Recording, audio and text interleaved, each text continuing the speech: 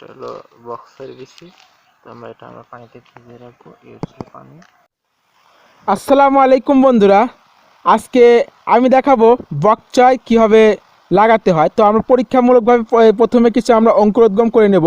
তো আমার হাতে যা দেখতে পাচ্ছেন এটা হলো বকচয়ের বীজ, আর আগের যে প্যাকেটটা দেখলেন ওটা হলো বকচয়ের বীজ।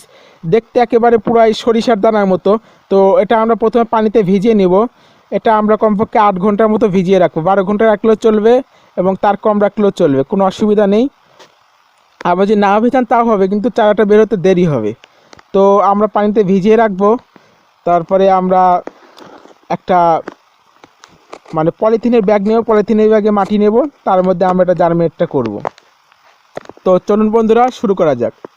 তো আমি পলি ব্যাগ নিয়েছি। পলি ব্যাগের উপর এখান থেকে পানিতে ভিজিয়েছিলাম সেই বীজটা আমি এখানে একটা একটা করে বসিয়ে দিচ্ছি। ততক্ষণে সন্ধ্যা হয়ে গেছে।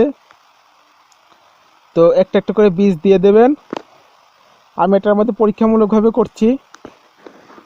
আমি এরপরে অন্য কোনো ভিডিওতে দেখাবো বড় পরিসরে। তো আপাতত আমি আপনাকে জার্মিনেটটা করে দেখাচ্ছি। তারপরে দেওয়া শেষে এর মধ্যে একটু পানি দিয়ে দেবেন, তাহলে ভালো হবে। পানি দেওয়া শেষে এর উপর একটু মাটি দিয়ে দেব, তাহলে বিষয়টা অনেক সুন্দর হবে। আর বীজ যে পানিতে ভিজাবেন তার মধ্যে কয়েক ফোঁটা হাইড্রোজেন পারঅক্সাইড মিশিয়ে দিতে পারলে খুবই ভালো। তবে আমি আপাতত দেইনি। তারপর দেখি কেমন হয়। আমি অন্য কোনো ভিডিওতে এর থেকে ভালোভাবে দেখাবো। তো এরপর একটা পলিথিন দিয়ে দিয়েছিলাম, এরপর একটা পলিথিন দিয়ে দিলাম, দেখি কেমন হয়। তো বন্ধুরা ফিরে আসছি 1 সপ্তাহ পর। 1 সপ্তাহ পরের অবস্থা দেখুন।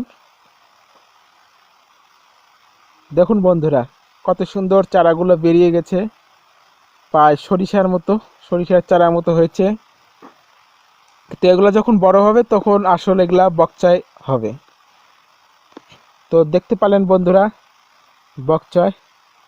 এগুলো আপনারা ছাদেও লাগাতে পারেন, টবেও লাগাতে পারেন, বস্তাতেও লাগাতে পারেন, কোনো অসুবিধা নাই।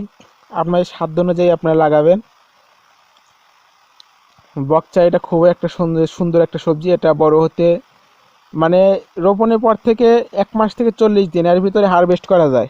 এর মধ্যে আপনার তুলে খেতে পারবেন, খুবই দ্রুত এটা ফলে। আপনাদের এই বিষয়ে কোনো সমস্যা নেই। তো বকচয় চারা আপনারা লোকাল শপে পেয়ে যেতে পারেন। শপে না পেলে আপনারা অনলাইন শপ থেকেও কিনতে পারেন। দারাজেও এটা রয়েছে অ্যাভেলেবেল।